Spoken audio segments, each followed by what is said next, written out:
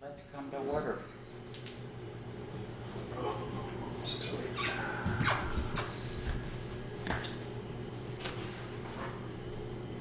Move to set aside the rules and take care of JT logging.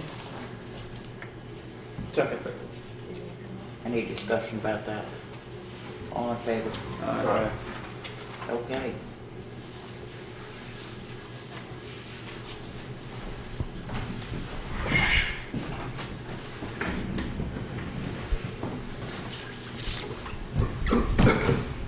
We're here because of the town pit job that was awarded to JT Logging, and we had secured it with a cash bond, and we've secured a surety bond. And we'd like to be able to trade the surety bond for the cash bond, if that's possible. Well, I was the one that, I was there at the show, and he told me that's what you were going to do, and then when we got the check and I came down to sign the contract, so I just signed it and I was like, well, maybe they changed their mind, but... Well, he wanted to get going, Right. so in order to Right. get going, And the insurance company, they kind it of just took dragged it. forever Yeah, for that it to takes come long. through. So Yeah. what we have is the indemnity agreement, and the bond's going to take about 3 days to get here, but wanted to know if we could have things in motion that we could swap out. Did you, what did you do with that check? It's over the river valley. So we can get it. That's no problem. The check isn't, but we can, Yeah, but we have deposited the check into a holding account, essentially. That's a photocopy of it, that's clear. Yeah. So we can simply write a check, general fund, take it out of that account, wash it, in Yeah. exchange when we get the surety bond. When can we do that? I mean, we can do that right off? I would think you'd want to wait for the surety bond to arrive, but we can certainly do it this week, Is that all or right? whenever that does arrive. And in the meantime, we have a check for $6,900 from you as well. Yeah. That's That the just came first. in on Friday. That's the first installment. Right. And we were talking on the phone. I didn't know whether I said I'd just hold this one for the time being until we worked out whatever we're going to work out tonight. But there is that one as well. Yeah, but that's different. That's first installment payment. Right. Right. He wants to yeah, switch them around. I don't see any problem with that. I know. So, And the $500 check that came in That's, That goes was, with that. that would go with that. So instead of, the $500 check is part of the first payment? Yes. Right. Okay. you have to pay The it. payments will come in at $7,400. Yeah. Okay. so what we would need is a motion to reimburse them the $500. No. 74. $7,400. It's over the river valley. Yeah, as soon as the Surety bond. surety bond comes through. Is that all right, or do you want it sooner? How do you? How, However you. I would say we need the bond. We need the bond, Oh, yeah, I need the bond. but you can get the check. Well, how is the bond coming right here? Are you going to bring it, or? it's going to come into the insurance company, and then I'll have to bring it down. Is that going through the state and down? No. Okay. No That's state. Just coming direct. All right. No. This has Well, I been. mean, if she brings it down, you can write a check that day, right? Well, I can if the board also includes, if I have pre-approval to have Joe sign it when that surety bond comes in. So does However- somebody want to make a motion and include that part in it? Go ahead, David. Sure. I move to authorize the treasurer to cut a replacement check or reimburse the cashier's check the amount of the cashier's check once the surety bond is in hand. Second. Any other discussion about it? I had a question Yeah. on the stumpage payments. Now, did I bring that right here? Yeah, you can bring it here, and then I'm gonna go over it with these guys, because I'm a logger too, so I'll go over or show him how to figure that out. All right. So, but I mean, I don't have to put it in the mail. No, no, I'm you driving right by. Right, It makes yeah, you sense can to- just leave it. Yeah. So Just then leave are it you there, going leave to it there. contact Tim? That's my only question. I think Tim has to be kept in the loop of this, right? I can contact him if you want. Yeah, I think Tim was I think that's how we set it up, is it was gonna come to me like right. the opposite Monday or something, so I have time to go through it and then bring it to the meeting. Yeah. Or I'll just, whenever you have payments, you can just leave them here, and you can call me or email me, and I'll just go through them and bring them to, it'll be just you and I anyways, really. There won't be no reason So to bring them to them- the board. Right here. No, it won't be. Corner up here. Just the town clerk's office, and if I'm here, then I'll come out, or she'll call me, or you guys can come back to my office here. If I'm not here, you can leave them with her, and we'll make sure they get to the where they're supposed to go. All right. What day she's open? Every day but Thursday. Every day but Thursday. Okay. Well, and not only she is closed, the building's closed. Right. Okay. And that's, you want a cashier's check? I don't know, I think- that's how we set it No. I up. thought it was set up with personal. Personal. Yep. Yeah. I'm pretty sure that's the way the contract is. And that'll be with the scale There's three of slips. them. That'll have the scale slips. Yeah, I'll have the copy of the scale slip and the check and everything. And This reimbursement check, I'll deliver it to you down to, yeah. okay. Well, they'll have to bring the other. Well, yeah. Well, no, when we get the paperwork and I sign the check, I'll deliver it to Oh, you. okay. And then When we get it's not like writing a check. I mean, it is, but it takes a while. It's got to process through, accounts have to be added in and out and balanced and all that. It's not like we write a check. They have to be typed out. Then it goes through the computer and it prints on it, kind of thing. Well, I know, but it doesn't take days to do, right? Oh, no, it takes 20 minutes. Right. Something like that. But yeah, I mean, it can be same day, probably within the hour. Yeah. So, Okay. And Tim knows anyways, right? He knew, Yeah. because he's the one that told me about it. yeah, could you email Tim? Yeah, I've been contacting Tim. And then I then spoke he- to Tim the other day Said about call Tim. dropping off the stumpage money here. And he said he was just gonna contact you and let you know what was going on. Yeah. So I'll start, the truck's loaded now, so we'll start shipping some more stuff tomorrow. Yeah, I stopped Friday there. I got done a little bit early and I stopped, but you weren't there. I didn't- Oh. You might have been there, your truck was there. Pickup was hooked to the camper. All the equipment was there, but I couldn't find it anywhere. Oh, no, we, what the hell? We were moving, we might have gone up to get the loader or something. So we just brought the loader in Friday. a couple nice logs got skated down. I went down to take a look. and Yeah. some- Yeah, there's some Nice and decent straight, wood. yeah. There's some red rock too. I wonder, sorry, were you cutting it with a machine? Lot, yeah, I mean, Yeah. I cut some of it with machine, cut a lot of it by hand. So, you'll have to cut a lot of it by hand. Right. Especially the big oak anyhow, I'm Oh, gonna cut yeah. by hand. I'm not gonna, the last thing you wanna do is see one Yeah, of them and then- crack. You put a chain and binder around it. I don't. I'm good enough, so I don't need to. Walt Chamberlain used to, Oh, yeah? yeah. Yeah. Helps a lot. Any other discussion here? Who seconded that motion, Kevin? And Scott. Scott. Yeah. Okay, all in favor? Aye. So we're good. We're good, yeah. All right, thank you. Yeah. Thank you. Thanks. Sorry I couldn't work that out on the phone with you. Oh, Move that's to approve okay. the minutes of December 2nd, 2013.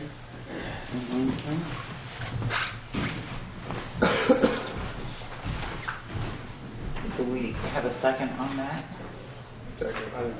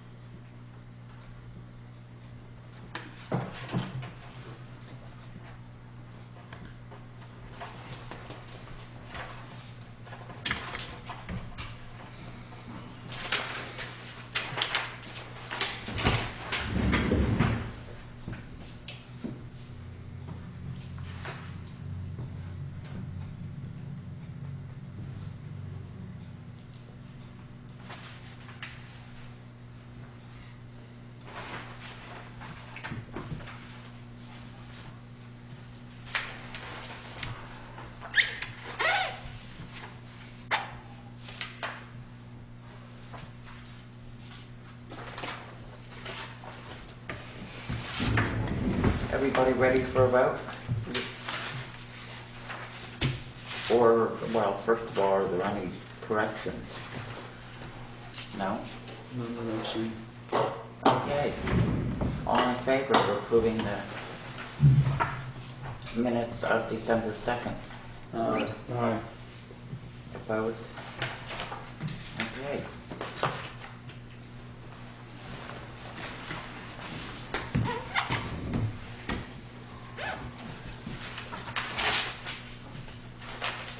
Any additions or deletions? David, you said we are going to need an executive session. Yes, I'm gonna need an executive session to discuss personnel.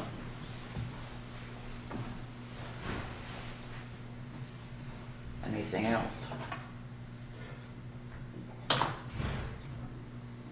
Okay, warrants. Warrants. Okay.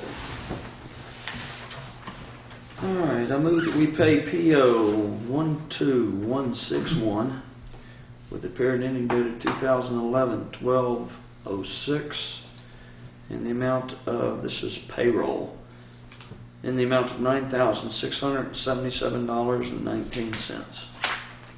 Second. Any No, discussion? no, Scott? Chad? Me. Scott? All in favor? Aye.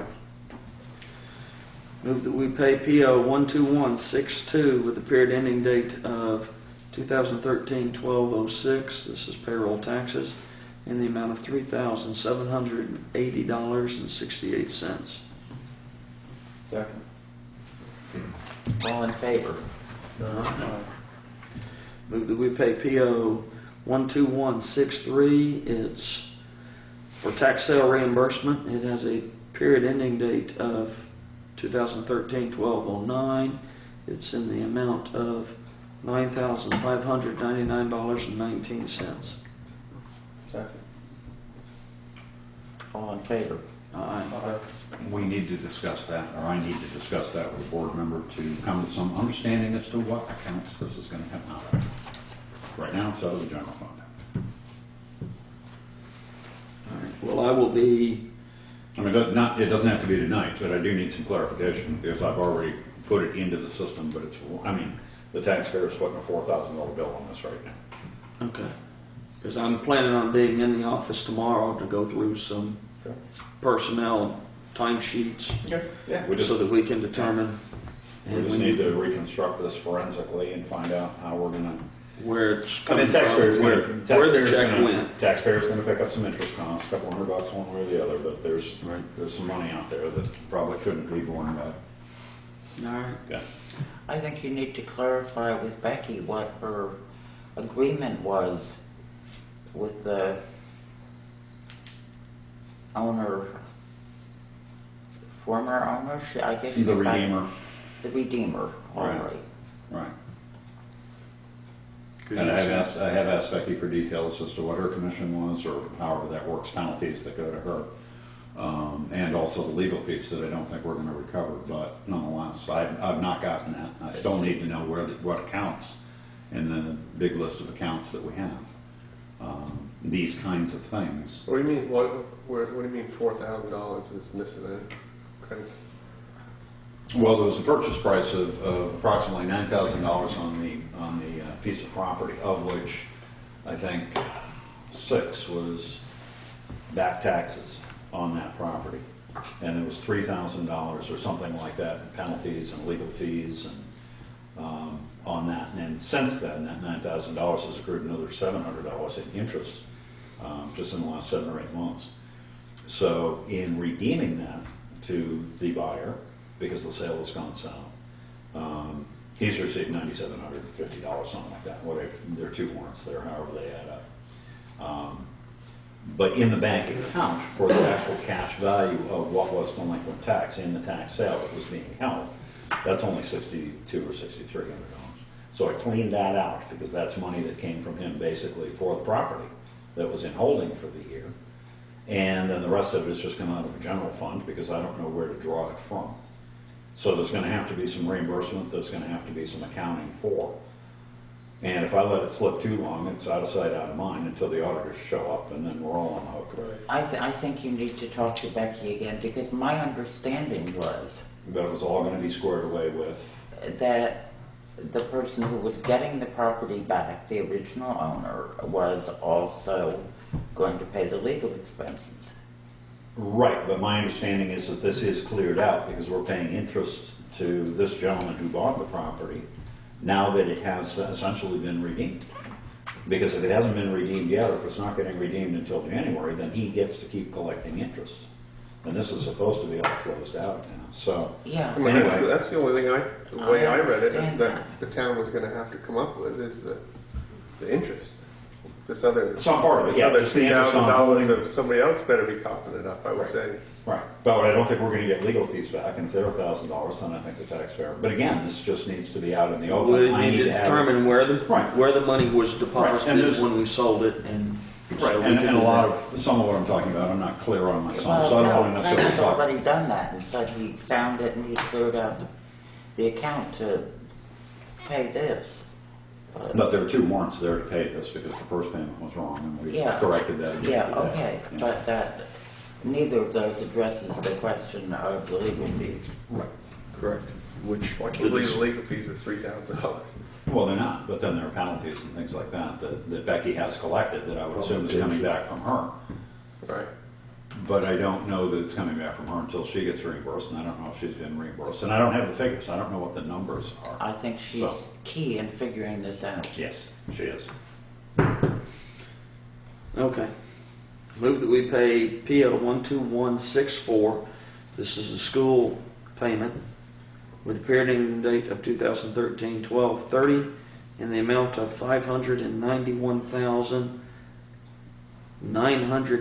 $591,956.07. Second. All in favor? Aye. Move that we pay PO 12165. It's from the town general fund with a period ending date of 2013-12/30 in the amount of $49,791.34. Second. All in favor? Discussion on this. I just Oh, want to okay. point out that the town garage electric is lower than it was last year, but it's starting to increase. So I'll just get back It's, onto them again to make sure that Of course, when it's they're been not cold. there. It's been cold too, I don't know if that, I don't know if that's got anything to do with It's getting things cold, coming on and off. which means the propane generators, the propane heater is going to be running more. Right. But I don't know either. we shouldn't see the electric bill spike. it is twice what this building is, and this is a pretty big building. I know it's well insulated and the furnace works fine, but I was surprised to see how little this one is. The town hall is, about twice again what mine is at home, and I have a very inefficient house, but I was surprised at how high the garage was. Well, the And it electric must for be the garage is not efficiency from the heating system, because that's all in the slab. Right. It's with the well Yeah. and Lights. with the lights. Yeah. So, anyway. What time is it? Yeah. Okay, all in favor? Aye. Okay, move that we pay PO 12166. It's highway fund with a period ending date of 2013-12/30 in the amount of $29,486.68. Any discussion? All in favor? Aye. Move that we pay PO 12167 with a period ending date of 2013-12/30. This is equipment fund in the amount of $8,070.40. Second. Discussion? I do see an item here that I'm going to be bringing up Thursday. T9, the fuel filter in the pump was cleaned out. They had some problems, so I think that's just something that we need to rather than running it over to the shop. Yep. You know, Was that under warranty? No, apparently not. Okay. Oh, we got him ready. T9, yeah. Okay, all in favor? Aye. So there's 7. There's 8.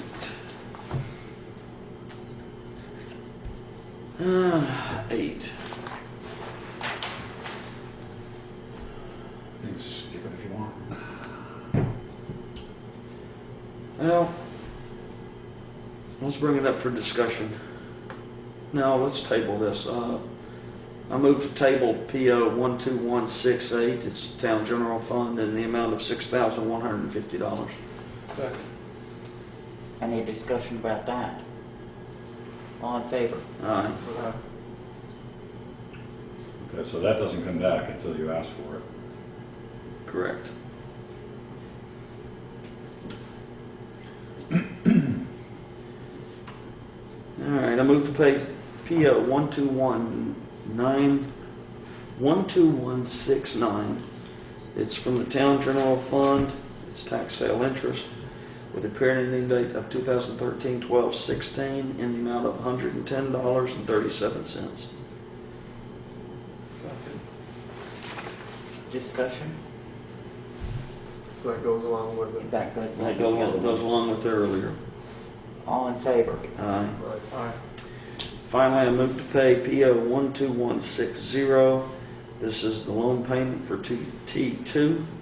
It's got a period ending date of 2013-12-31. 2-1. Two of them on there. There's 2 of them. There's 2 of them on there? Okay. Should be, yeah. Yep. There are 2 payments on it? No, There's there's 2 different trucks. I mean, I got the second truck. You don't even get the second truck. How about that? T9 and Didn't even see it. I saw T1. I thought there was a T2. T1 is not the 550. T2 is the 550. Okay, and this is for the T2? no, T9 is international. Yeah, but the total's not gonna be right, is it? The total isn't going to be right. And if you want to give me a total of the payments, they're due December 31st. If you want to give me if you want to make the warrant into that, I can change the Let's warrant. do that. Okay.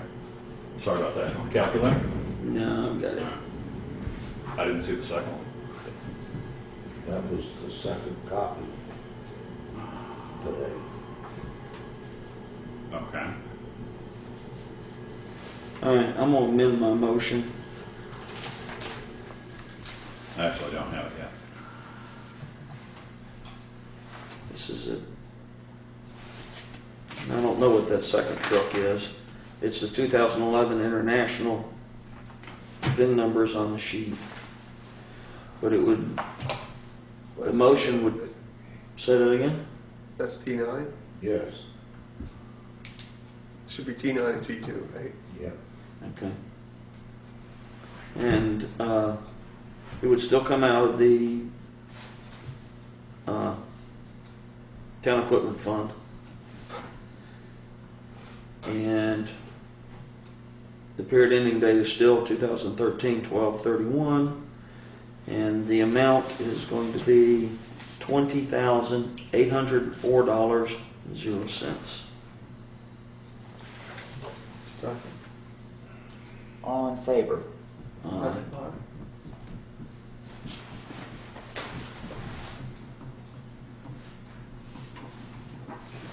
So I guess that takes care of the warrants. That takes care of the warrants. Highway Department report. Highway Department report. As you can see, they've been plowing. We're still working through minor issues. We're trying to identify those trees that need to come down before we get an ice storm. Working with the crew to reduce and monitor the amount of sand and salt that's put out. But at the same time, making sure that the roads are passable and are safe, but cut back on what we're using so that we can keep that money in hand. And and trying to take care of the equipment. So there's really not a whole lot to discuss right now. Okay. Did you take care of that culvert that you went to look at after the last meeting? He fixed the outlet. He fixed that one Yeah, Ron was yeah. talking about? Yeah. Yeah, Fixed and they're it, gonna have got to, mine, tell them to replace it. they're gonna have to replace it in the springtime. Is that the state forest one? It's a state forest culvert. I hadn't been over to see, but he's slowly fixed the outlet of it, so it wasn't a big wash at least. And we do have curbs, so. And we do have curbstone for the library. And I think the chain broke in T9 too, over in the body.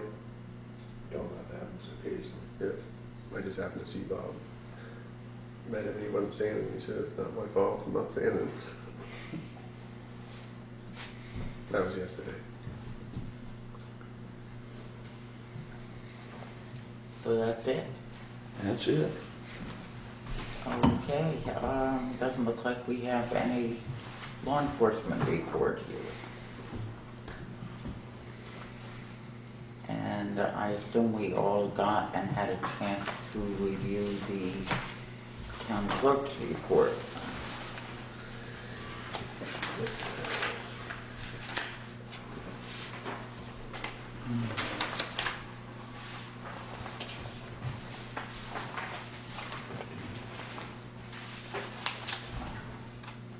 Which brings us to Joe. Well, in checking account, you have $992,574.30. And in the tax department, left to be collected in the first quarter is $42,801.64. The second quarter is $85,257.79. And it's still coming in. Why so much in the checking account? Why? We need it. We just did 820 tonight. Oh, okay. I mean, something like that. That's Well, you're gonna be about normal after we run the checks. You're gonna be just about normal. Okay. Yeah, the schools are gonna clean themselves. Yeah, That's No, almost $600,000. I'm Yeah. looking at 820, 830 here out of 998. Leaves us 170 or something. That's got to carry until almost but March. see, a lot of that money in the checking account is people who have paid all 4 quarters, so the third and fourth quarter is in there. So you're not gonna get it the third and fourth quarters, you've already got it. Right. So you should have some money in there. Right. Yeah. But you also have to wait until the town meeting for next tax year, and there's a ways to go. Anything separate from the bookkeeper? No, no. Okay. Emergency management. The parade was good. Nobody got hurt. We seemed to manage traffic okay. We'll just work with them for next year. Start making Oh, sure. the parade was wonderful. It was a big turnout. I wasn't there. It was about 18 to 20 horses, and it seemed like there were about 50 people standing on the sidewalk. I don't know about the turnout in here. No, it's pretty, it was packed in here when Yeah. I came in and saw you. I mean, Yeah. it was, Because It was pretty packed. Well, I'd say at least 20 horses, and then there were another 30 walkers or something that were, walking in between or marching with banners, and probably 50, 60 people turned out to see it. There were, I don't know, when you and I were in here, there were at least 30 people or more in here. And I heard a lot of people who didn't know about it or didn't know about it soon enough to plan to be here.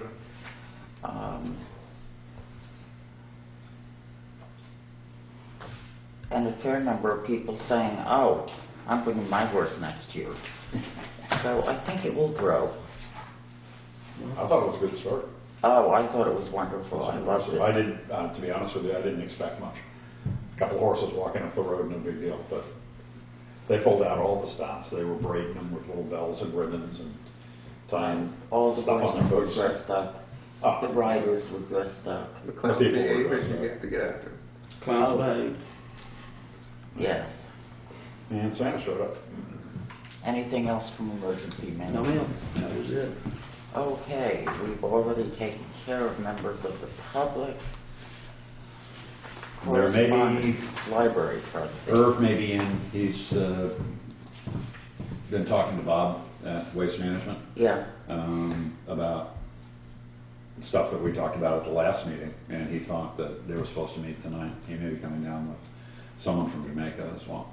So he may be here at 7, just for members of the public.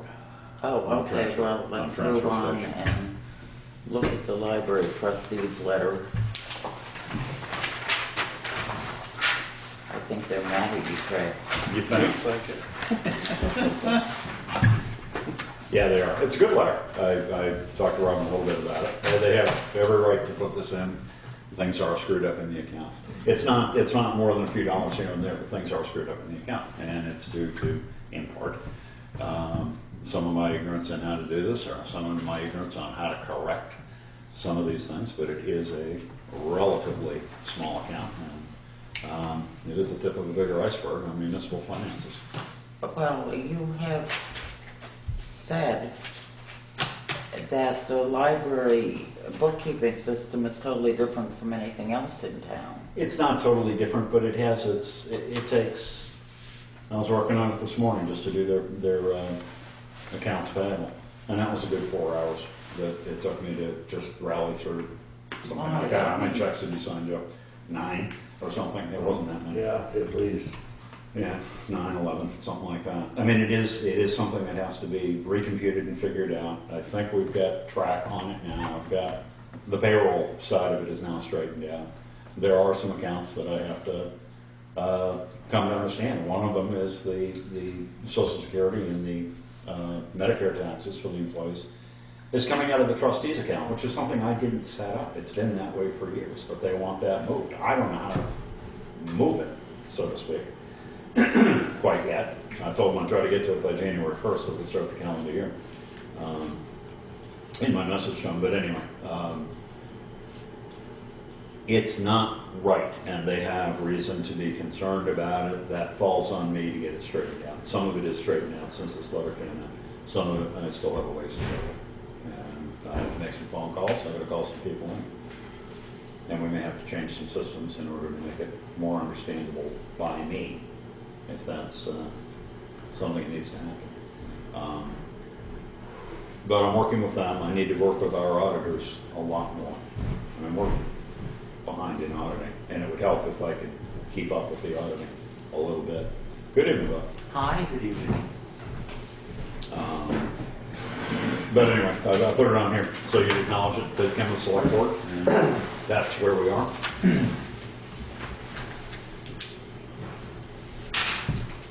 Any other correspondence? There is correspondence from town attorney. You may be talking about an executive session briefly, but there was correspondence from the attorney to the reappraiser. There is return correspondence from the reappraiser's attorney to our attorney. That you have seen. So I think we can talk about that later. yeah, if you wish, but I mean just to acknowledge other course. Other than that, I don't really have much. Okay. Useful flyers. Bob, were you expecting Irv? Irv's coming, Okay. and Lou Bruce, our chairman from Jamaica, is gonna, I think, stop in too. So I'm in no hurry, just Okay, well then we'll move on until they get here, if that's okay. thanks. Right away at Leland and Gray. Right away at Leland and Gray, I still have to contact an engineer to get some of their options and start getting some engineering work together to see where we want to go, what options we have. Because the information back from V-Trans is that a right-of-way between, We can't make that cut there. we can't make a sidewalk cut, so that's still on my lap to continue moving that forward. Okay. So is this something we're gonna have to pick up? I know you talked about maybe splitting it with Little and Gray, but I'm going to get prices and get back to them. Who was in their Act 250? They had to do the whole thing, didn't they? They have to provide us a right of way. They don't have to do the whole thing. They have to provide us a right of way, which means they would cover what's on their property To the town line. to the town line. In other words. So before they something can, nothing. do that, we need to know where we're putting whatever it is we're putting. Well, I think it's crazy going to the bottom of the hill and come back up. I think it should come right behind it. That's right. The gas truck won't make it. So, there's no reason we can't come right across the back. You gotta do something with that manhole. Well, and there are manholes all over in the streets. Oh, that yeah. are In the No, streets, that's so nothing. I that's, mean, you that's just- not an issue. So it's, this point, it's just engineering it. So that's where we're gonna move forward. Municipal health insurance? Municipal health insurance, there's a couple of issues that Craig and I need to work out to finalize that and get that moving forward. One of the problems is that for small businesses, the Vermont Health Connect is not, won't be functioning until the end of March. Vermont Health Connect is not connecting, is that it? That's it. So, So our insurance for the employees that have it through March or until March is being carried at the same rate it was last year by Blue Cross Blue Shield. We do want to sign up, and we can do this through VLCT, and we can get it on for next year. There's a whatever waiting period. I think it's 30 days or 90 days. I can't remember. Anyway, for the health insurance, for the dental insurance and the IMED, and the board, I just need to confirm with you guys tonight. We can do this after the meeting. Just exactly which program you want, how you want to cover it. There has been a request from a non-full-time employee if he and his spouse could sign in if they paid the full premiums and be part of the pool, the municipal pool, so to speak. There may be others who are interested as well. There are a number of employees in town who don't work 30 hours a week, aren't on full-time status, don't get the town's co-pay on some of this. correct. And with the Delta Dental and the IMED, the board may want to consider, this is something that's, I'm just throwing it out there, we haven't talked about it, but the board may want to consider a policy that allows people to buy in at cost, so that the town isn't necessarily supporting that or subsidizing that, but allows people to pick that up, because you can't get that from Health Connect. The only thing you can get from Vermont Health Connect, if you can sign up and get through and navigate through, is eye care and dental care for your kids, pediatric. You can't get adult unless you go through a bigger system.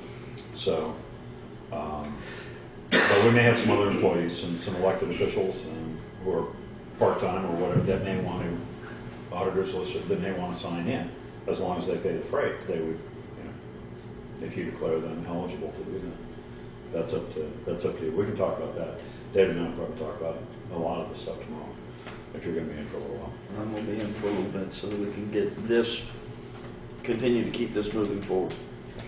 With the eye and dental, would they then be a municipal group, or do they just get individual policies? How does that work? It is a municipal group. With the dental anyway, I'm not so sure on the eye. The eye is very inexpensive, relatively inexpensive. A couple of bucks per person per month. I mean, it really doesn't seem to amount to very much.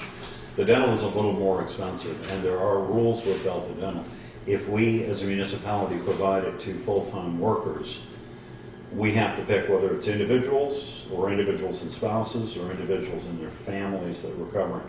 If you choose to do individuals, then all 5 eligible individuals get that coverage, but spouses don't.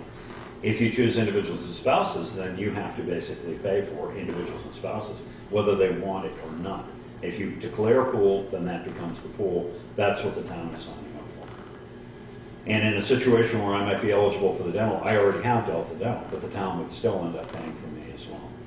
It'd be to my advantage because I'd have no copay when I went to the dentist. I have doubled up and all of that. But if you did employees and their spouses, then you would be signing up for my wife as well. And she doesn't need it out there, at least not at this point. So anyway, there's some things that need to be talked about and worked out. You have to pick the plan. You can't pick the plan for the individuals. The individuals don't pick the plan, the town does, and once it's that, it's all or nothing, basically. it's not a bad deal on the one hand. On the other hand, if you only have 2 people signing up for it, 3, then it gets a little, you know, it's something David and I will talk about it. But anyway, we can get that in the next, probably, get it in before Christmas to sign up for next month. Okay, let's skip over compactor for now and move to town meeting warning articles. Yeah, I didn't bring those with me. Oh, I did.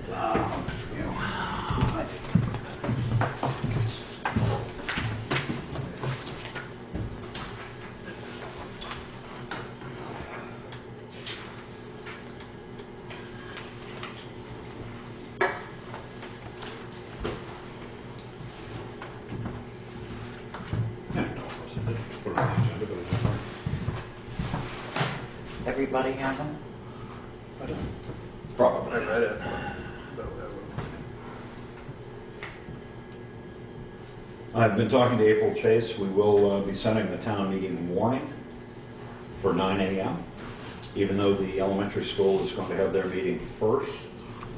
I've also talked, well, David Easendorf and I talked Tuesday when we're on the road a little bit about it. I did talk to David Lebo, the moderator, and he concurs that if the town meeting is scheduled for any time other than 9 o'clock, then people probably won't show up en masse at 9 o'clock.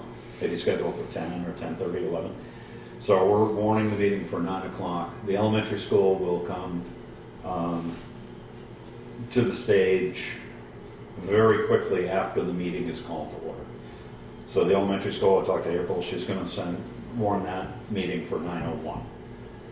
The discussion that I had with her, so that we both warned for 9 o'clock, and then all the people interested in the school and all the people interested in the town would come. And then I thought, what a nightmare from a parliamentary point of view, who absolutely has the right to take the stage first. If they're both warned at 9 o'clock, neither does the moderator's going to have an issue. So the town will go up at 9 o'clock, and select board can take the stage, call the meeting to order, we can elect a moderator, and then recess or whatever you do in order to turn it over to the elementary school. And hopefully by 9:05, 9:10, something like that, they can commence their meeting. But if they warn it for 9:30 or 10 o'clock, then people with kids that are interested in the school portion won't be, they'll be straggling in. Yeah, okay, I think we need to get on with this. All right, so the warning is set. I think we've hammered out most of the elected officials for that section of it. We do need budget numbers, and we do need the special articles that you guys talked about. What are you doing about that? Well, hopefully he will come in when the school is on the stage, so the school can decide whether to listen to Richard German, I sounds like a winner. Okay, let's start with the first part of what you just said. We need numbers. Where are we with the highway budget? Do you want to take care of the town meeting warrant articles, or do you want to go into the budget proposal? Oh, well, Because it's next on the agenda. oh, okay, I didn't know that that was highway stuff, since it doesn't say so. You've got 4 draft articles here. The first one is to see if the town will vote to raise $85,000 by taxation to be used toward the purchase of a new highway department truck. Well, that was last year's. So the question is, do you want another article in there for the purchase of a plow truck? I'm assuming that you do. Last year it did pass. But in Yeah, August, when you lowered the numbers basically to reduce the tax rate to something that wasn't quite so scary, you eliminated the purchase of that truck. Therefore, that $85,000 was not collected in taxes. If we're doing that again this year, then we need an article. Phrasing is fine. I need a number to put in there. Are we looking at the same truck? Are we also looking at a compactor? I mean, if we're keeping, compactor would be is a separate. Okay, so. let's just talk truck. Okay, highway department vehicles. So what's people's feeling about that? I think we should do it. I mean, we didn't do it last year. Well, last year, you didn't buy it, but last year you did, the town did vote to raise the 85. You asked, I believe, 45 from Municipal Bond Bank, and that was awarded.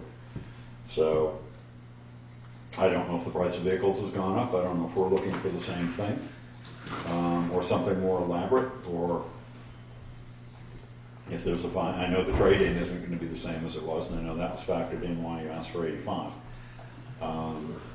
But those are things that need to be decided before we go into print, and we'll be going to print sometime early in January. I mean, we may have, the select board may have one more meeting to work this out, but because it's 3 weeks between now and the next meeting, some of this needs to be sort of solidified.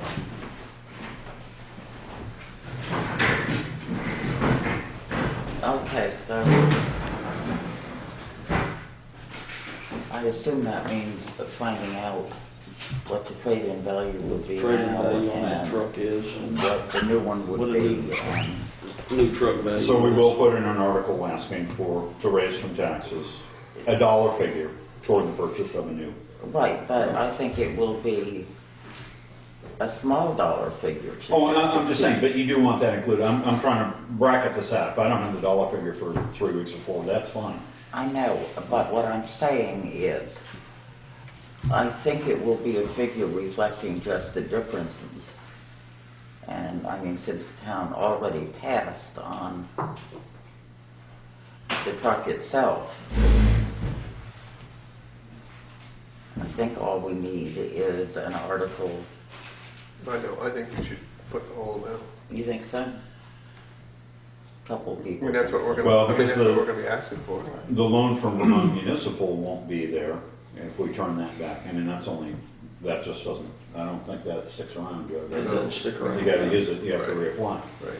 So that 45 is gone. You didn't raise the 85, so basically there's nothing in the account except for the turn-in value on the Sterling. Is it? The turn-in value on the Sterling. Okay, so, So it would have to be, you're either gonna ask for 90 or 105 or whatever. I mean, however the numbers break. But if you're saying you want a special article, then I'll just X out and we'll just count on having a special article to ask Correct. taxation for a truck. Okay. okay, I think we can skip over Article 2 for now.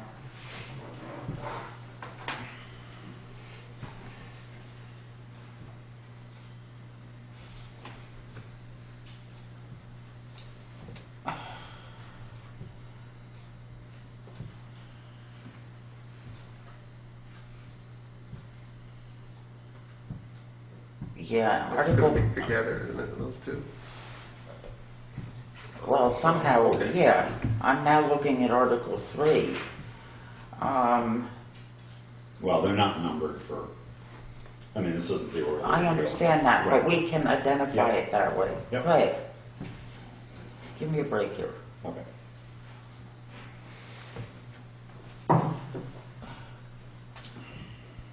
So this third one about the town manager, I think we need to talk about that more before we put it in there. And I think, oh, well, you don't have any money attached at this point. Okay. No, it's just, Well, need see, I sort- think I need it, direction from you. I think at this point it's an invitation to say no, that we need to have something more concrete to present.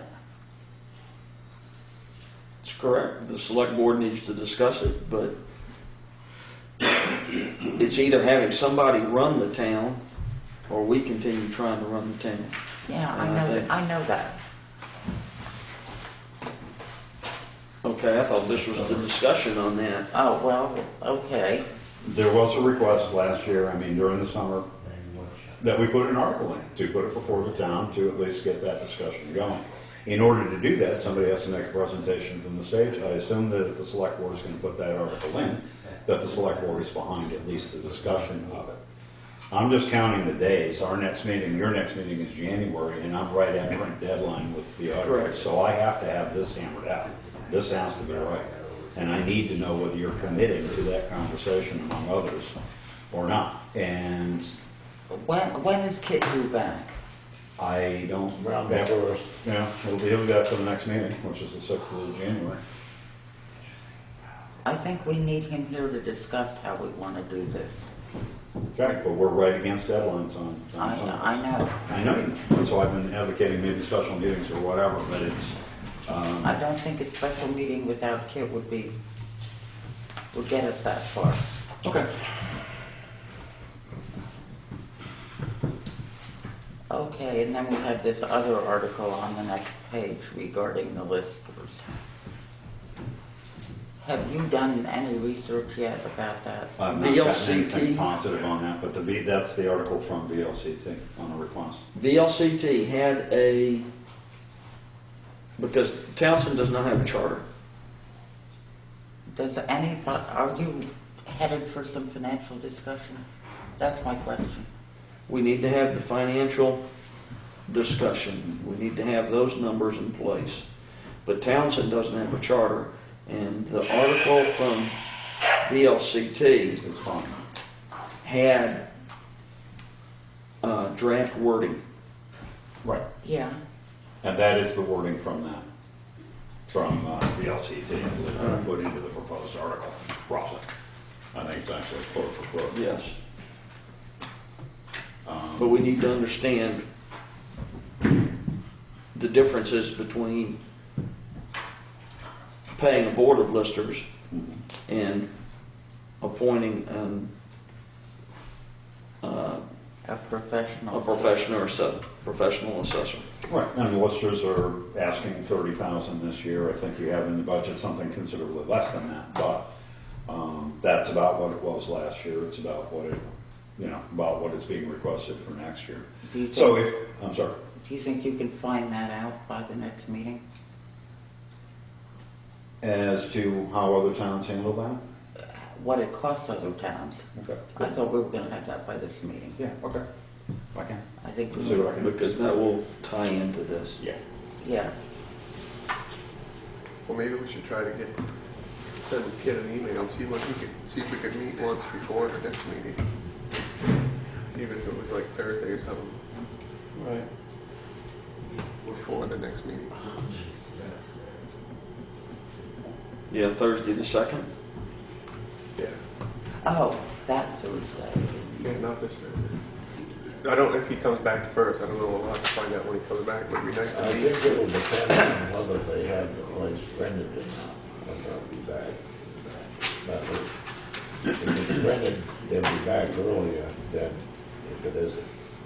So we don't really even have a definite answer. No, but we could send him an email. And we can talk by email, or I can call on the phone. I'm speaking on here too. Yeah. But we can correspond on it. Yeah. All right. Hammer out some of the questions. I think we should. Get some of that hammered out. We Yeah. finish up the budget and the articles. Or at least look at that. Right. Do we have anything else we should be saying about the articles right now? No, I just. Do we I know need how to many keep- officials are being elected? We do. I do have that hammered out. I don't know for select board what opening slots there are, but everybody Okay. else would do. Yes. All right. Okay. In that case, why don't we entertain Bob and group? What's there? Yeah. All three of them, that teeny little table. Thanks, Craig. You taking care of this? Somebody put an elbow over here. Come on, that's not very good. We got it.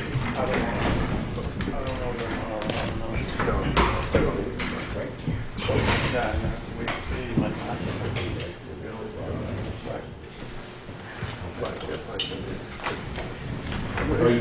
This is Bob Spencer, and this is Lou Russo. He's the chairman of the representatives of the district. Lou's from Jamaica and on the board, select board up there. And you're the one who gave Craig and me a tour. Right, exactly. Okay. So, That is, David is north. David D's North. I'm one of the highway foremen. This is Eddie Harris, the vice chair. And this is Chad Greenwood, who is... Chad. You know Chad, okay, he's also a highway commissioner. And Scott Chase. Joe Creighton. Treasurer. So Joe's the money man, and then there's Craig, Not the money man. who's the non-money man. Non-money man. Okay. Well, it's your show, Irv. Well, you was asking about this Act 148, I believe. That's what you wanted to know about the different things. Bob has a timeline. Excuse me. I was going to bring a nice binder with all this in it, but there's something happened in Brattleboro. 91 shut down, and all the traffic was diverted on the Putney Road, and I couldn't make it up to the office. Oh my God, do you know what happened? I don't know. It was a complete gridlock. And I work part-time at Wyndham Solid Waste, Wednesdays, Thursdays, and Fridays. And I work Mondays and Tuesdays elsewhere. And so I wasn't in the office today, so I had my office manager put together a binder, and I'll give it to Irv, but it kind of occurred to me this weekend. I've been building a 3-ring binder because the state keeps issuing all this new guidance, and I think I'll make them for all our towns. But I did prepare for the meeting when I left the office Friday, and I brought basic summaries of everything, which I'll kind of tell you what's here and then leave them with probably Craig. Back in 2012, the legislature passed a law called Act 148, Universal Recycling Law. And basically, they were recognizing that recycling had stagnated, excuse me, throughout Vermont at around maybe as high as 30%. And the original goals from Act 78, which was passed in the mid-80s, was to have recycling at more like 50% by now. So at the very same time, the landfill in Moortown was closing and leaving one landfill in Vermont that's open for commercial and residential trash, and that's in Coventry on the border. So all this was happening, and the legislators said we've got to do more. And it was a fairly remarkable legislative process because it came out of the House Natural Resources and Energy Committee, went to the floor, the House passed unanimously, then it went to the Senate, passed unanimously, and was signed. The reason it passed unanimously is because they didn't take it out to the Budget Committee, whatever the name of the House, Ways and Means, because they knew it would never make it through because there was no money put into this bill. So that's what we call an unfunded mandate. So basically what's going to happen is they're going to make all communities offer recycling wherever they have a trash collection. So your compactor already complies with that. You obviously have our recycling boxes. Wyndham Solid Waste comes up and services those boxes, and some of you have been down to see our operation, but we process all those materials and bale them and sell it. And we have 19 member towns. We service under contract some other towns outside of the district, including Chesterfield, New Hampshire, Rockingham, Wethersfield, but we charge them. You guys pay an assessment and you get services with that. Anytime you have a question, just interrupt me. So starting on July 1 this next year, 14, you have to provide recycling wherever you have trash collected or disposed of. And so giving your compactor, truck, and our recycling boxes, you already comply. A year later, they use July 1 for all these trigger dates. And I'm going to give you a summary of all this stuff. Starting July 1, 2015, you need to have recycling bins in any public building that has a trash can. So in your offices here, if you don't already have recycling bins. Yeah, we do. So you're already there. Also starting in 2015, July 1, we're calling it mandatory pay as you throw, variable rate pricing, so that you're paid by the bag, which you already do. Actually, a lot of our Wyndham solid waste communities are fairly in compliance with this already. Jamaica's not. Yeah. Well, each town has their own setup. You guys, are you're different than any other town with your own compaction truck. Jamaica and 7 other towns have big compactors. Then there's a lot of smaller towns, just like Newfane and Vernon, where I live. We just have bins set out. They're open 24 hours a day, and people can recycle, but no trash. Okay. No trash. And then the way trash is handled around the county is either towns are just throw up their hands and say, go hire a hauler. Look in the phone book, call them up. Others, like you guys have, drop off compactor and recycling, and people can hire a hauler if they don't want to drive down to their garage. And then some towns, 3 of them, have curbside trash collection: Westminster, Brattleboro, and Vernon, where the town, through their tax contracts with the company, and gives everyone curbside. Those towns, like my town, doesn't have curbside recycling, just trash. One Friday, each Friday. Starting in 2015, they'll have to offer curbside recycling. Westminster, same thing. Brattleboro already has curbside recycling with the trash. So for your compactor operation, the things that are going to kick in that would affect how you run it right now, other than what we already talked about, would be leaf and yard waste. Starting in 2015, at your compactor, you would have to have a receptacle for leaf and yard waste. Composting. Yeah, for composting. Then in 2017, you have to have a container for food scraps, residential food scraps. Dover started this at their transfer station 2 years ago. We've been taking food scraps at the transfer station in Brattleboro for probably 7 years. Vernon, we have a food scrap 2-yard dumpster that we open up on weekends. And it's those programs are all about saving money, because it's about $50 a ton to take it to the compost facility versus $100 a ton. So the towns, they're doing it because it saves some money. Plus it's coming eventually. Eventually what's coming is all food scraps would have to be diverted from landfill disposal by 2020. And that's residential. So to make the state compliant with this will take a lot of infrastructure that we don't have, particularly for composting facilities. If it's mandatory and you've got 600,000 people and universities and hospitals and schools and food manufacturers, whether it's Ben & Jerry's or Saxon River Distillery, they're all going to have to separate organics eventually. And it's explained here. It starts with large generators like supermarkets in 2015, or excuse me, 2004, then ratchets down over a 6-year period. There's what I think we can do for the town is we can help, what I call give technical assistance. Like when the state comes out with the requirements for variable rate pricing or pay as you throw, we can help you look at your fees, to make sure they cover your costs.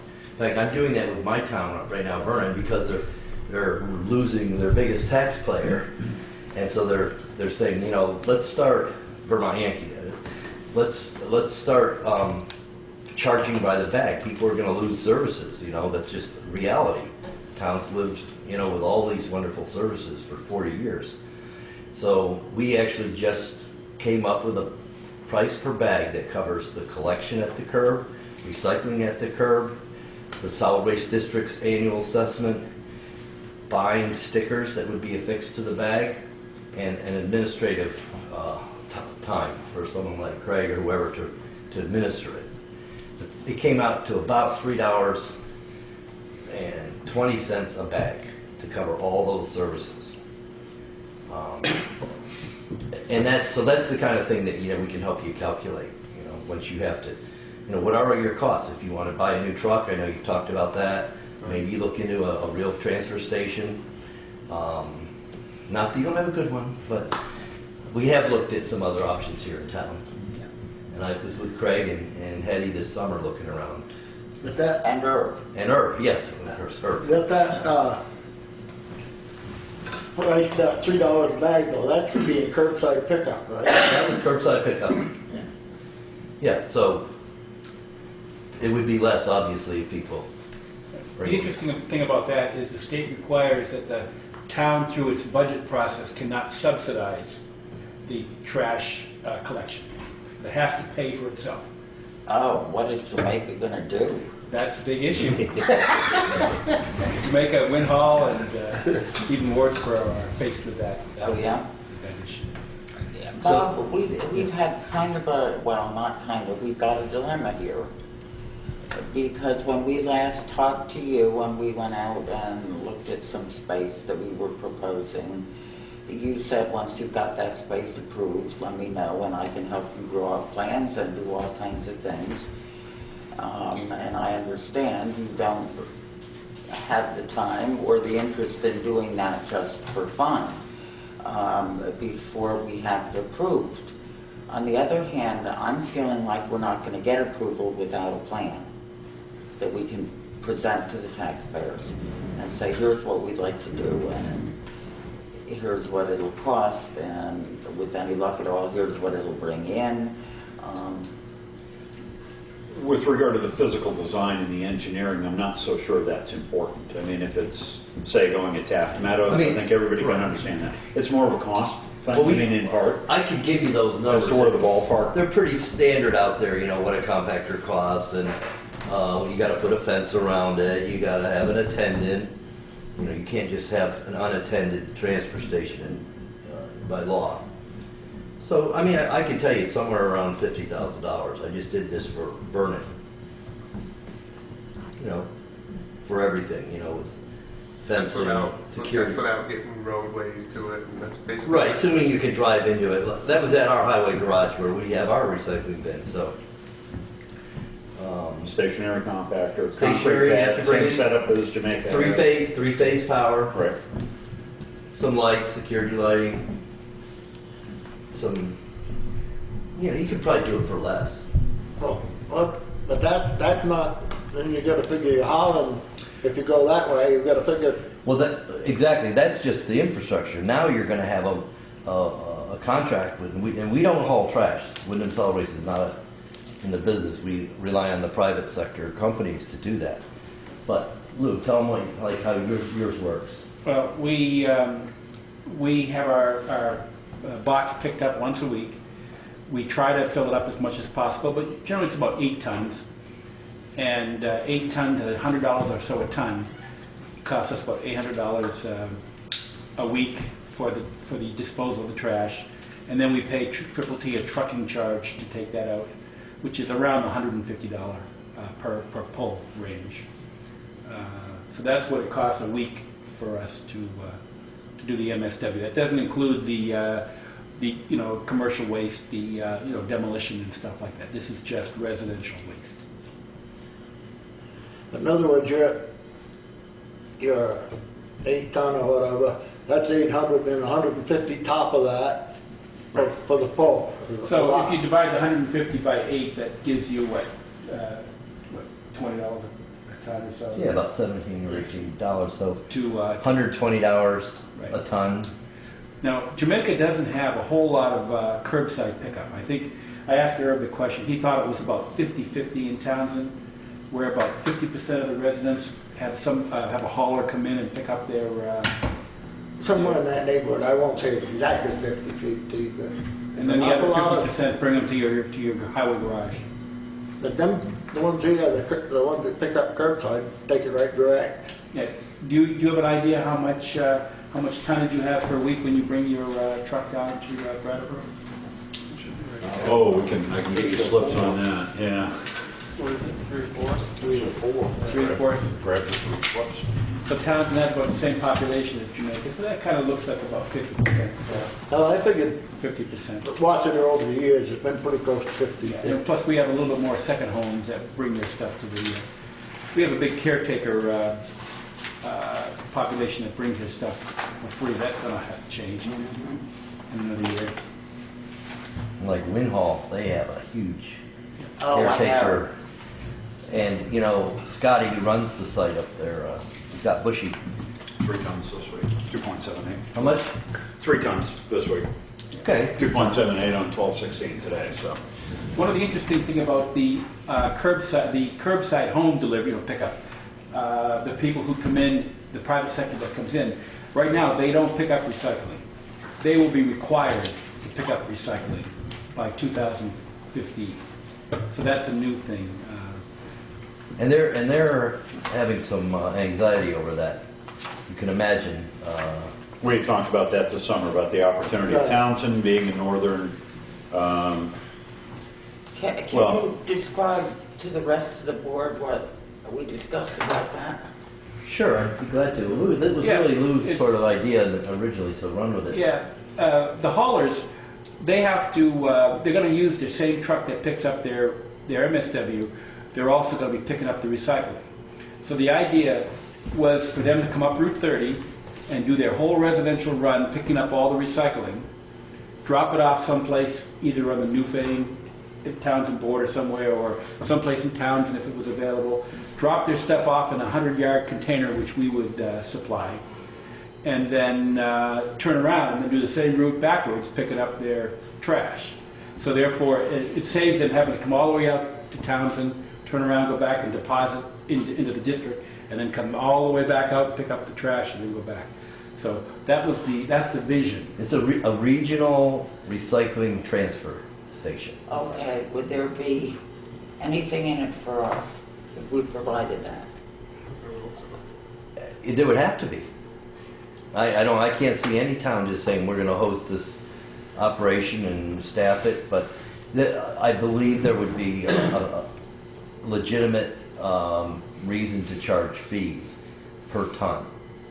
And for instance, we charge for out-of-district towns $25 a ton to process, and no one bats an eye at that. You know, it's just that it's less than trash, so you know it's still a fee. And I think the district would also fund some of the construction of that as well. Yeah, if it was a district facility, or you know, we contracted with the town to do it. It's our charter. I heard you talking about you don't have a charter, but our charter, which was just redone last year, we have taxing. You know, obviously the assessments we just sent out to all the towns. We have the ability to implement flow control that would say any recyclables collected in our member towns have to come to our facility. Because if they start running off to Bennington or Rutland, you know, then our facility that costs us a lot to run it and staff it. Same with organics. If we've been composting at our site now. We take Brattleboro's curbside organics, and I have a little composting operation for food waste. But we want to build an enclosed higher tech facility to do it right. And again, we want to make sure that those organics were coming to our facility because we charge $45 or $50 a ton for those right now. It's paying for itself. So our philosophy at the district and the board is to run it like a business as much as we can. And so we charge fees. We just raised our fees at our last meeting. So to answer your question, yeah, you would charge fees to do this service. And think it's worth it for the haulers that are running around all these roads to not have to go all the way back down to Brattleboro. Hauling is the biggest expense. Yeah, what happens, let's say, like, Craig Goodnow, he comes up here. But he picks up some in Dummerston, some in Newfane, some in Brookline, and then he unloads up here. How do you, There would be no way to keep track of Well, I shouldn't say, there are built-in scales now on trucks that you theoretically could. Yeah, but I say that's the No. thing, that Why would we care, I guess, if we're getting them by the ton anyways? You probably wouldn't. But if there was some sort of, that's what we'd have to evaluate. I don't have the answer. We don't have the answer. But see, that was one of the reasons why I brought that up, is because they're trying to eliminate another whole trip of just coming up and picking up all your recyclables, then going back to Brattleboro and unload them, then have to go back pick the trash up, which you can't put them, the two of them together. Now, if I may talk about financing some of this, and I'm giving you a copy of this too. There was a report that the Vermont Agency of Natural Resources on November 8th just gave to the legislature, which is sort of like, how the heck are we going to do this new law now that you passed it? And it makes some recommendations, and one of them is to double the current franchise fee, which is has been in place since the 80s. It's $6 a ton. Any trash that's generated and handled in Vermont, there's a $6 surcharge that goes into the state funds. So this, and it's been $6 since for 25 years. They've recommended in this report that they double that to $12. What is that used for? Well, it's used to fund the state solid waste program, primarily right now. So what they're proposing in here is this would generate another $3.5 million a year that could then be set aside as grants and loans to municipalities. So this would probably, if they have a program that's worth something, I would think this regional recycling transfer station would be eligible for that kind of money for the district. Or Of course, you may not want to wait till that money becomes available. yeah, who knows? I mean, this is just, you know, people is. I can say, as long as they don't get it in Montpelier and divert it somewhere else. Well, that's the do a lot of other concern. stuff. I mean, that's the concern, and they're already talking about all the staff they're going to add. You know, that's. Great.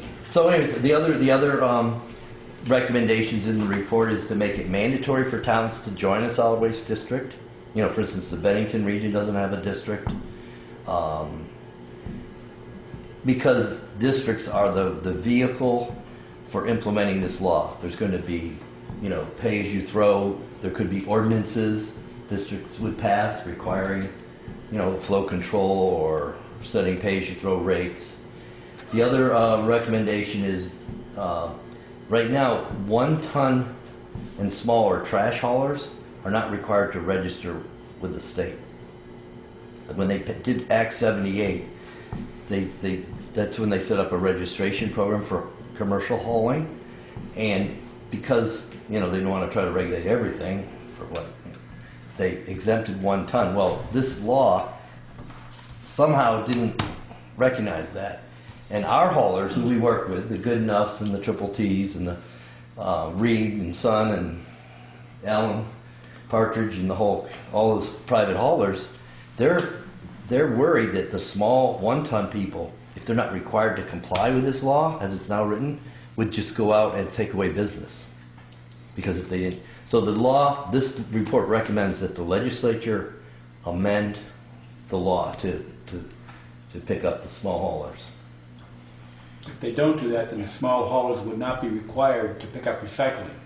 They would only be required to pick up trash. So therefore, that gives them an unfair advantage over the larger haulers who would have. So we've been working closely. We have a subcommittee. Irv comes to quite a few of them, called Planning and Operations, and we meet with our haulers. We invite them.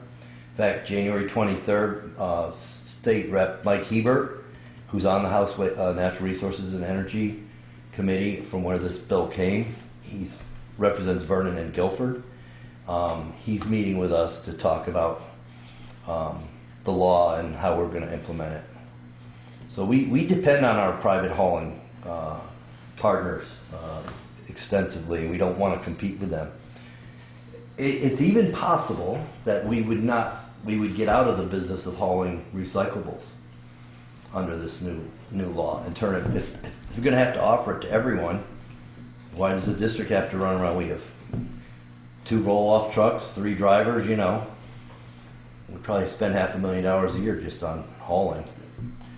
Speaking of that, from the standpoint of the budget, from your perspective of being a member of the district, this last budget, which we just came up with, which you got your numbers on, will be the last budget in this old style. We'll be spending the next 12 months working up the next budget, which will be based on the Act 148 requirements. So, We anticipate if the law does anything, the tonnages of recyclables should go up. We've been taking a hit the last few years. The economy's been slow. Single stream recycling has taken over in some places.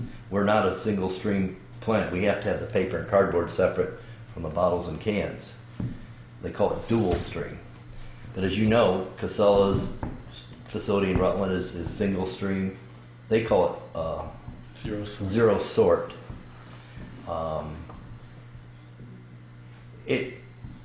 So anyways, my point is that A lot of that is household garbage and recyclables all together. there is a downside to the single stream. There's more trash in it. Unfortunately, we get trash in our boxes, as you probably know. So that's really the summary of where the legislation stands and our role in it. Towns like Townsend, you would need to start your budgeting if you're going to do all these things and comply with them, you know, with the fiscal year lead time. Probably your next budget next year would have to reflect some of these things. Well, I think though first, town meeting would have to approve our doing some of it. Yes. In fact, a lot of this will happen at town meetings as towns decide, you know, do they want pay as you throw? How much are they going to charge? Do they want a new transfer station? Do they want to start curbside collection? Do they want to get rid of it? That's what I'm gearing up for Vernon. We're trying to prepare for a March town meeting. yeah, also, speaking of this March, we're gonna, we typically put out something to all the towns to include in their town report, something about the district. In this year's report to you, there'll be a lot of information that we'll be able to disseminate to them. I usually get that out in January because you're doing your town reports, you know. So I'll give this packet. All this is on their website. They have a whole website, but at least you can start your own binder. And they did hire a couple new staff in Montpelier that are available. You know, they're pretty responsive. And they're listed there. Josh Kelly and Mia Rothstein, I think her name is. And they will come down and meet with us. We've had them down twice already. Kathy Jameson, who's the head of the director of the solid waste program.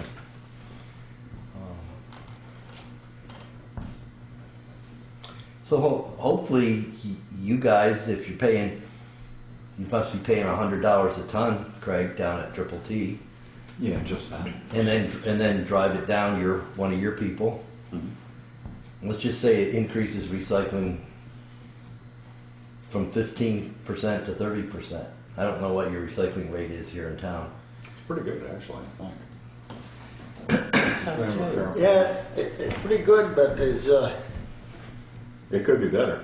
but not only that. I think once it gets so that it's an enclosed area or whatever you want to call it, in other words, it can't be open 24 hours a day, 7 days a week. It's going to restrict some of that waste that you're getting, like. It will help. But some of your plastic bags that they just throw the whole darn thing in instead of dumping it out, and Well, that and having a Having facilities set up so that it can be properly attended. So Yeah, that the attendant makes all the difference. Oh, yeah, of course. Right. You know, if you but that way down to when it was sold for the sorting and the baling and stuff, you won't have to stop and shake all that stuff out. It'll cut time there quite a lot. But we're available to help you in your evaluation on transfer station, these pay-as-you-throw systems. There's a whole lot of different ways to go about it. You can buy bags that say Townsend. You got to go to the store and buy a Townsend bag, or you buy a sticker, you know, maybe a book of stickers, and then they have to put that on a bag. What size bag, you know? But I know that we'll be talking in the next couple of weeks, next 3 or 4 weeks, about specific numbers on some of these infrastructure, what are the bigger costs? Do you need a drive-on scale so that you can weigh trucks, that kind of thing? right. And where are the costs in that? So that the board, if it does bring this, however it brings this to town meeting, can talk intelligently, and so that we can get some numbers sort of pieced together in a lump sum so that we can begin to... I tell you, it'd be very hard to estimate how much revenue you'd get from private haulers. I mean, that would be a guesstimate. You know, we'd have to say, well, let's assume that the average family puts out 5 pounds a week, and But the initial cost to set up, I mean, it may have a longer or Yeah. shorter payback. I'm talking about revenues. It's hard. Right, but I mean, right, the initial cost to set up is going to be the same however you do it. The payback period will be extended by what comes into the stream. We think this is a good geographical location to offer this. And actually, once the food waste piece kicks in, again, it's heavy material. So again, even we were envisioning a regional transfer of organics. And actually, it's not as scary as it sounds. We were getting about 5 tons a week from Brattleboro's curbside program now. And they include paper, soiled paper and cardboard with it, so it absorbs liquids, and it actually makes a nice bulking agent to absorb. And so and then I mix about an equal parts leaves with the 1 part of the food paper mix. The first part that will kick in from Townsend's perspective will be, I don't know what year it is, but when the restaurants will have to start composting all their waste. Well, that's not going to affect Townsend very much. Well, No. That's what you have in Townsend. But you do have schools, and you have a hospital, Schools and will Valley be there, Cares, yep. and... Oh yeah, That's right, Grace Cottage, Oh, yeah. required. yeah.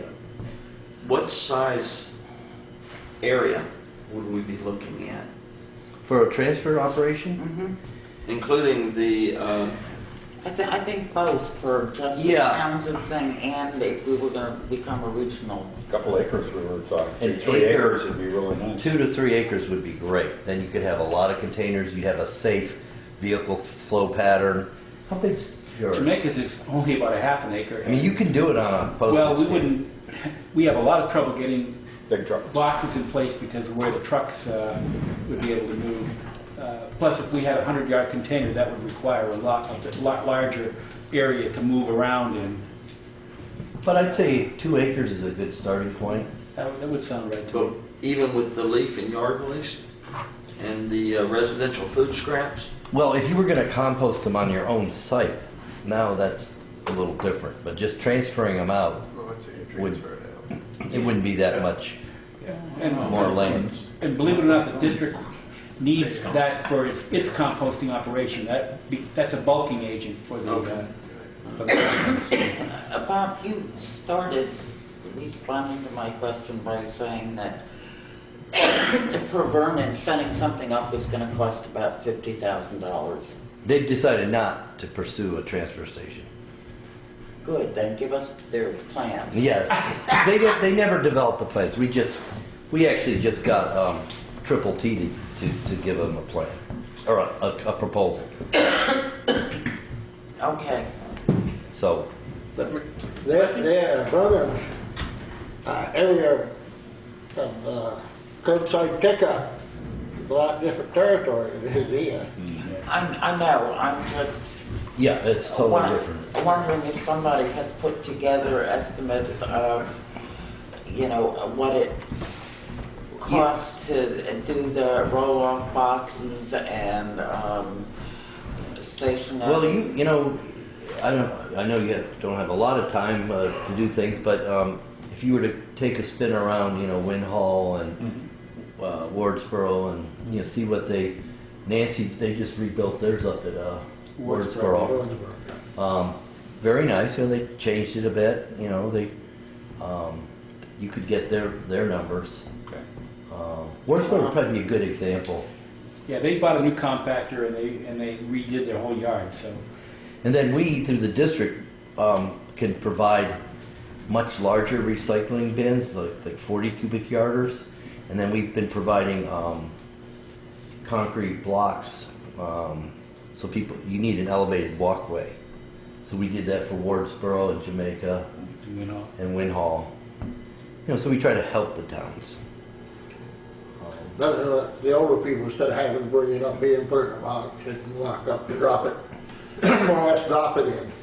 And then it's a bigger box, so when we haul it, we're getting more quantity per haul. Right. And it really was designed for the towns furthest away from Brattleboro. And it's been working good. Especially on the recyclables, that's where it works out. Oh, you think it's all air with the containers. If it weighs 2 tons, a 30-yard box, that's good. I mean, we obviously got an aging compactor. Are we foolish to even think about replacing that with what we've got? Somehow you're able to keep it going. I guess what you rebuild. But you couldn't buy a new one for $50,000. No. There's used equipment out there. We've looked at a few. Yeah. I think you'll have to evaluate whether the cost of maintaining the truck and the cost of driving it back and forth is more than the I cost mean, of it just purchasing seems like a every other compactor. town, we're the only one that has something like this, so. But it works. Compactors don't require a whole lot of maintenance. That's what I'm gonna say, And that one they're, had very little, No, it's all. any big breakdowns, very few except for the last year when they had trouble with the And was Right. that like a $5,000 repair? No. No, not that much. Not even. But no. it's not 100% repair either. All right. So. I just remember it was down when I was in the garage. And, Yeah. Uh, Well, one estimate we had was around 5,000, that was relining the road. all right. That's where I remember hearing something. Tracks and the whole works, but A new stationary compactor is about 15,000. There are some used ones out there. and then you got Is there a lot of maintenance to Then you it? got a 3-phase power. That's what I Every- wondered. I've been on the board for 4 years and we haven't had to service it yet. It's an old one. It sounds like us. I mean, you could probably cut your hauling down to every maybe couple times a month. With 3 tons a week, you might not Yeah, but have to pull the it up. summertime you can't. Well, no, not in the summer. In summertime you can't get away with it. But eventually, if they divert food waste out of the trash, the compactor might. Stratton is considering compacting all their recyclables now. They have two compactors. Actually, maybe they want to get rid of that one. But that's another. The advantage of 2 compactors is that you can fill up the one to its capacity before having to ship it out. In Jamaica's case, a compactor can hold about 12 tons. We send about 8 ton a week because we can't afford to go 2 weeks Right. on a compactor. So if we had 2 compactors, we would fill it up to 12 and have 2/3 the amount of pulls that we have now. So as you're designing a facility, you might think of 2 compactors. Well, I actually think that we might end up compacting recyclables rather than just the That's 100. To not, reduce the volume and. Yes. Right. yeah. Especially cardboard. Cardboard compactors. We already did a test with Craig Goodenough.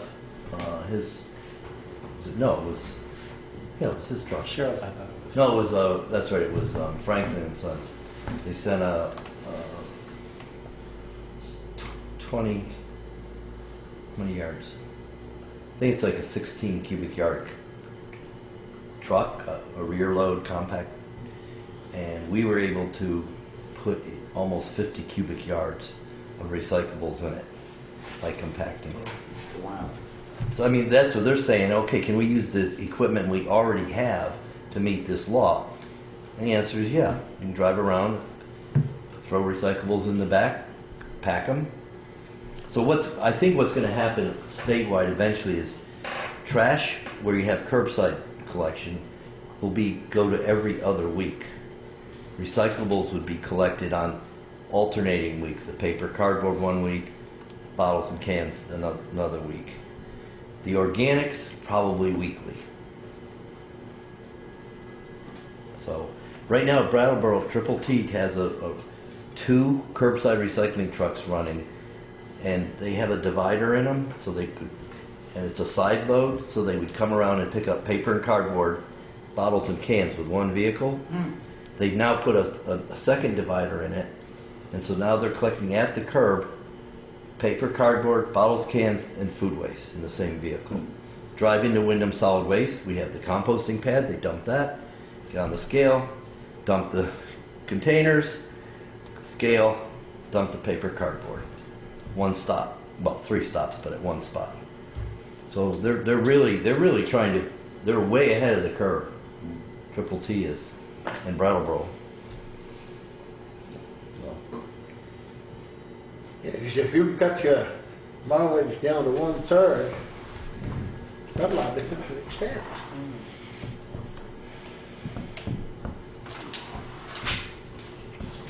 Anybody have more questions for these folks?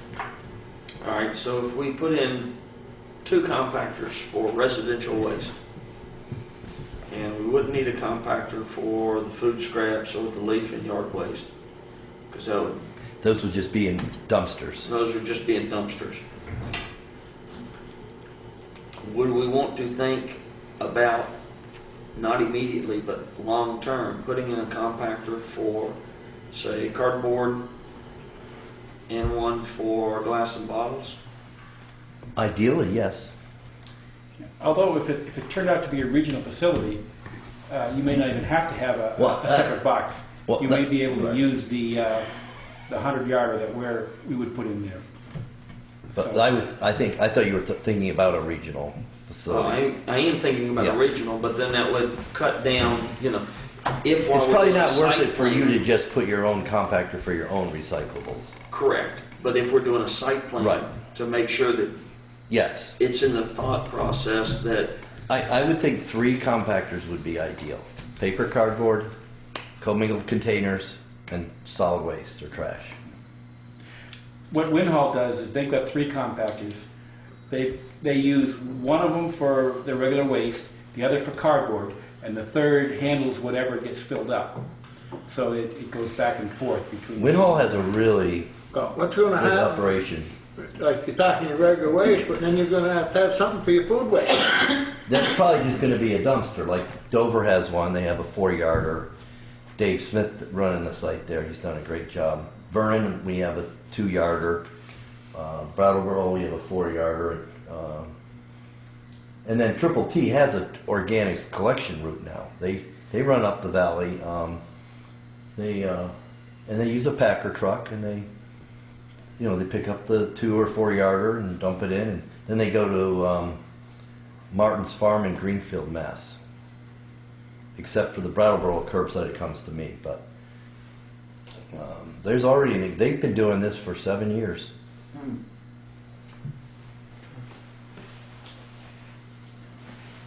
So I don't know if you want to try to get a hold of a couple towns, see if they'll share their numbers with you, Craig. Oh, I can do that. We'll be making some calls. 'Cause I don't have We're it. putting budget proposals All right, together right now. but So we're just looking you'd be in the ballpark between probably 30, depending if you have to buy the land or there's a lot of variables. But your garage site is just not large enough. That's Yeah. the issue. We got plenty of land. And maintaining the status quo that we have now, it's not acceptable. It's costing us money. And to replace that compactor with something either new or new used is a big chunk of change. It's a 10 to 12-year investment. But the regulations are changing, and we're not going to be ahead of that curve. Well, I think I know that in Vernon, the select board,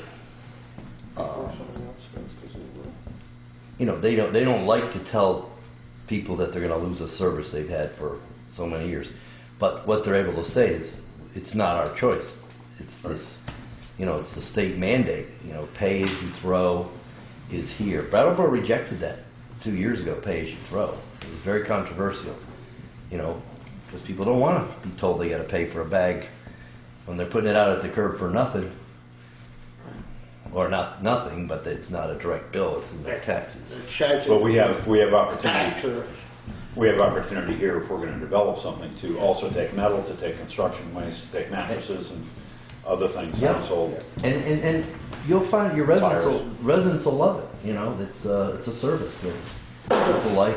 The other thing is you can make your pay as you throw rate into an enterprise fund where it could literally generate some revenue for future investments and expenditures. It doesn't have to just Meet costs. meet costs. Right. Oh, yeah. And it's truly a fair, I've come to believe it's a fair way. It's based on what you throw up. And actually this law, it's not that heavy on enforcement. It's more on the incentive of volume-based, weight-based disposal. So if you want to throw all those newspapers in with your trash and pay $3 a bag, there's not going to be a police officer going out there, you know, looking in the bag. But see, when we originally started, it was on the tax roll. In other words, the taxes paid for the whole. So you could just, as you were a resident, just come in and throw your bags in. Yeah, you could at that time, but we was, and then the big goods, from April through November, like refrigerators and all that stuff, we used to get that, you know, because you could bring it in and leave it off. I swear to God, some of the stuff I picked up must have come from East Overshoe or somewhere, because every month you'd have over 3 dump truck loads of stuff, and we put them in there and we got a lot of it, and we finally got away from all that stuff. Yep. Went out to the, Vernon used to do the same thing, and they stopped because it just got so abused and was costing them. You know. Do you have a special?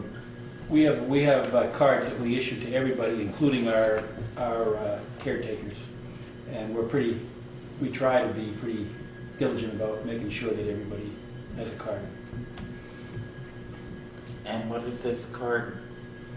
You can't go into the transfer facility without showing the card. Oh, I see, okay. Right. Like, To prove residence. the stickers on the cards used to be. Well, we have a lot of non-residents using our stuff. Oh, It's really? crazy. Yeah. Yes. Well, that's the thing. You're right on the route from tourist areas, and Well, and nobody's, Well, I'm Our on, intended, yeah. I'm on my 3rd vehicle since I had a sticker. But we don't require a sticker. we gotta have some depth of force in it. but if you go to a closed facility so the attendant has to take care of it, then you're gonna have to have a sticker to get in. Yeah. What's what it shouldn't be. Or a card or something. Or a card or Ben something. Frank. Yeah. We use the card because it allows you to take it to whatever vehicle you happen to be using. Yeah, that, Whereas a sticker has a penny. stuck on the vehicles, right. Because I know years ago, we used to have the stickers. Yeah, we did. They got so that maybe you had your pickup today, and tomorrow you come in with your car, so we'll put stickers on the pickup. Right, exactly. I got it on my old laptop. All right, but that would also mean that we could go to a card or a sticker system, and if you had it, we could charge one rate, and if you didn't have it, we could charge another rate. So that if someone from another town, if it was A district. Right. easier for them to drive, if they're driving by here where they may not be driving by the facility in Jamaica, we might be able to. well, we do that at the district. We sell stickers on an annual basis. Correct. And then, but we also, if someone just drives in and doesn't have a sticker, never wanted, because then we just charge a flat fee, a minimal service fee. And then we charge a whole range of fees for, you know, whether it's a mattress or a sofa or a, you know, Freon containing refrigerator or Can we get a printout of those costs again? they are on our website. Oh, they're on the website? All right. But Forget we that. just approved new fees that, at our meeting last Thursday night, that Herb didn't come to the Christmas party. And he always comes to the Christmas party. I always do, I got doing something else, but forget about it until it's too late. But anyway, we have our business meeting, but we have, you know, a little party first. But have a party first. Well, we have snacks and things. Oh, that's good. I don't know how much we do now, but when this recycling first started, we used to get a lot of recycled out of town that people was trying to get away from landfilling them and sending them in the trash pickups that they used to get some of them up here, the recyclables. We have, the unattended sites, and we have about 10 of them. Everyone uses them. I'm sure there are a lot of towns and residents who stop off at Newfane on their way to. Well, I was at the Newfane Select Board this summer to talk about the issue of unauthorized use and enforcement and surveillance, and it was getting to be a problem for them. And there was trash being just left next to it. That's how you're getting stuff it's not intended for. So we do have surveillance cameras that we use at some of our sites, and they feed into our office. So if there is unauthorized use, you can at least go back and see who did it. And we do turn it over to the police, and there is some enforcement. We've also had, in the last few years, a number of incidents of arson where they torched a cardboard box. Brookline, the most recent one, they put some kind of explosive material in there and it blew the door off. And Guilford, a year ago, they vandalized and lit the cardboard box. The whole thing burned up. So there's the downside of having unattended, sites out there.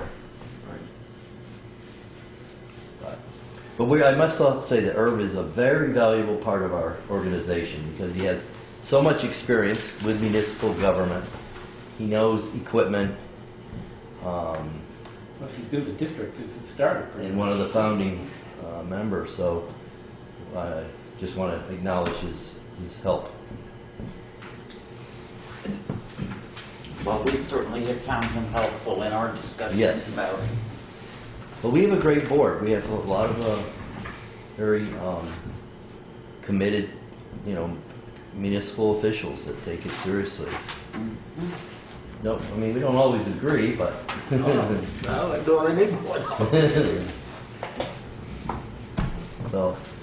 But we usually get it straightened out one way or the other. Oh yeah. You know how it is. You get 19 towns sitting around a table. We usually have, 19 different ideas. and each town can have an alternate and a main rep. I don't even know who your alternate is. Don't have one. Oh. Can't find nobody who wanted to be on it. Thank you all very much for having us. Thank you. Yes. Thank you for coming down. Thank you very much. So be glad to come to a town meeting or come to other meetings or informational meetings. That was what we were going to do in Vernon. In fact, I told you I could give you all that. We drafted a newsletter, and whenever you're ready. Once we get that new schedule also, that was one thing they asked about. The new law? The cost per. appliances and all that, what the cost. And that, when we get that I'll done, email it get to a you. New thing. Well, it'll be on the website. It starts February 1st. Okay. So, we realized we had not revised a lot of our fees in many years, and some of the costs had gone up. So, all right. Okay. I would like to take a 5-minute break. There's nothing else to run around. A little bit.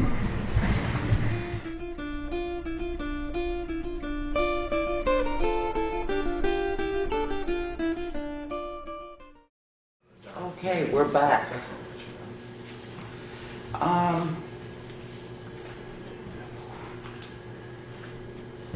And we don't have a budget proposal yet. We've done the articles.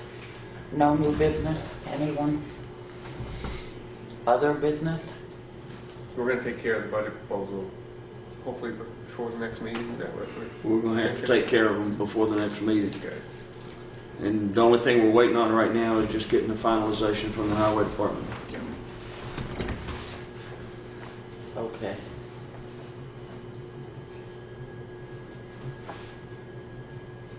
Can you get hold of Kit and find out when he's going to be back, and then we can talk about?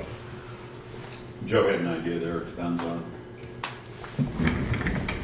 Yeah, I know, I heard the idea. I can certainly talk to Kit, and some of this can go back and forth, but I hadn't heard much from him since he went down, but yeah. Me either. We can schedule a meeting for as soon as he does get back. I'll try to let everybody know when he's Yeah, I gonna don't be. think we. Or if he's not going to be back, we can get him on the phone. It seems like Well, they're- He'll be back shortly after the crew leaves, because they don't like to stay alone. shortly after who? The crew, Oh, there's Alfie Brooks, Bob Litchfield out there now. And one of Kip's relatives always comes at this time of year for a few days. But once the crew leaves, they pick up and they're gone. okay, David, you wanted an executive session to talk about personnel? Yes, but we also need one to talk about legal issues. Well, that's what I was going to say, although I don't think, yeah, okay. So I move that we enter executive session to discuss legal issues. And personnel? Uh, From my point of view, the legal issues are going to take 30 seconds. Correct. So, yeah, might as well do them. It's going to be two different discussions, so, but yeah, we can do them in the same executive session, and I don't see that anything's going to be needed on camera. See you tomorrow, Joe. See you tomorrow. Yep.